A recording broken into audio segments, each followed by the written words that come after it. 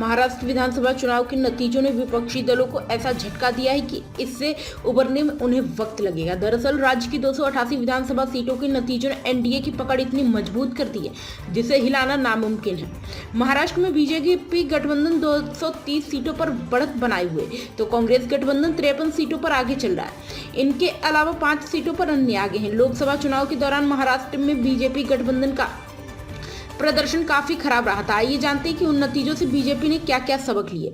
गौरतलब है कि महाराष्ट्र में लोकसभा की 48 सीटें हैं जिससे नतीजे 5 जून 2024 को आए थे। इनमें से कांग्रेस गठबंधन ने कुल 30 सीटों पर कब्जा जमाया था, जिनमें 13 सीटें कांग्रेस, 9 सीटें शिवसेना उद्धव ठाकरे और 8 सीटें एनसीपी शरद पवार ने जीती थी।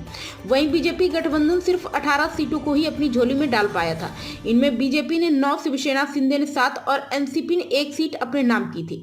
वहीं 1 सीट अन्य के खाते में गई थी। इन नतीजों ने महाराष्ट्र विधानसभा चुनाव को बेहद रोचक बना दिया था। ऐसे कांग्रेस गठबंधन लोकसभा की कामयाबी को विधानसभा चुनाव में भी भुनाने की तैयारी कर रहा था, जबकि बीजेपी ने इसकी समीक्षा शुरू कर दी थी। मध्य प्रदेश विधानसभा चुनाव में लाडली बहन योजना के दम पर बीजेपी ने बम्पर जीत हासिल की थी।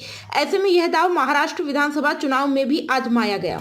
रक्षाबंधन 2024 को दौरान शुरू हुई इस योजना की वजह से महिलाओं का एक तरफा वोट एनडीए के पक्ष में गया और बीजेपी गठबंधन को बम्पर जीत दिलाई। महाराष्ट्र में मराठा आरक्षण का मसला लगातार उठता रहा है। माना जा रहा था कि मुद्दा विधानसभा चुनाव के नतीजों पर भी असर डाल सकता है, क्योंकि मराठा आंदोलन के नेता मनोज जरांगे कई बार विरोध प्रदर्शन कर चुके थे।